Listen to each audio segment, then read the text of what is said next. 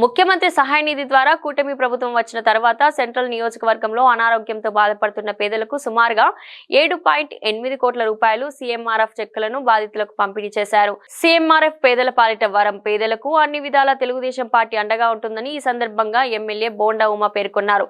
నియోజకవర్గంలోని 62వ డివిజన్ ప్రకాష్ నగర్ కు చెందిన జొన్న రంగారావు గారికి 81,000, డి తులసిదేవి గారికి 37,539 రూపాయలు మరియు కోనంకి నరసింహయ్య గారికి 35,000 రూపాయల సీఎంఆర్ఎఫ్ చెక్కులను ప్రభుత్వ వీప్ సెంట్రల్ నియోజకవర్గ శాసనసభ్యులు బోండా ఉమామహేశ్వరరావు గారు లబ్ధిదారులకు పంపిణీ చేశారు. ఈ సందర్భంగా బోండా ఉమ మాట్లాడుతూ తెలుగుదేశం పార్టీ అధికారంలోకి వచ్చిన తర్వాత నియోజకవర్గ శాసనసభ్యులుగా ప్రజలు తనను ఎన్నుకున్న దగ్గర నుండి నిరుపేద ప్రజలకు అండగా ఉంటూ నిత్యం వారి సమస్యలను పరిష్కరించడానికి ముందుంటానని, సెంట్రల్ నియోజకవర్గ వ్యాప్తంగా ప్రతి డివిజన్ లో ఉన్నటువంటి సమస్యలను అడిగి తెలుసుకున్నాయి వాటి పరిష్కార దిశగా అడుగులు వేస్తూ వాటర్ లైన్స్ గానీ, డ్రైనేజీ పూడికలు తీపించడం గానీ, సీసీ రోడ్లు వేపించడం గానీ, నియోజకవర్గంలో ఉన్నటువంటి పార్కులను మోడర్న్ పార్కులుగా తీర్చిదిద్దడం కానీ ఎల్ఎన్టీ డ్రైన్స్ కాలనీ పనులు ప్రారంభించి పూర్తి చేయడం జరుగుతుందన్నారు.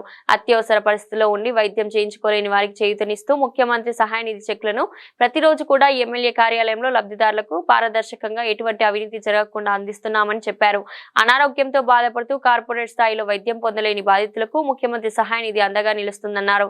రాష్ట్ర ప్రభుత్వం ప్రభుత్వ వైద్యశాలలు కూడా కార్పొరేట్ స్థాయి వైద్యం అందిస్తుందని, మెరుగైన వైద్య నిమిత్తం వివిధ ప్రైవేట్ విద్యాశాలల్లో చికిత్స పొందిన బాధితులకు వారు చెల్లించిన నగదు రసీదులను ముఖ్యమంత్రి సహాయ నిధికి దరఖాస్తు చేసుకుంటే విచారించిన అనంతరం క్షతగాత్రులకు ముఖ్యమంత్రి సహాయ నిధికి కూటమి ప్రభుత్వం అందిస్తుందని అన్నారు.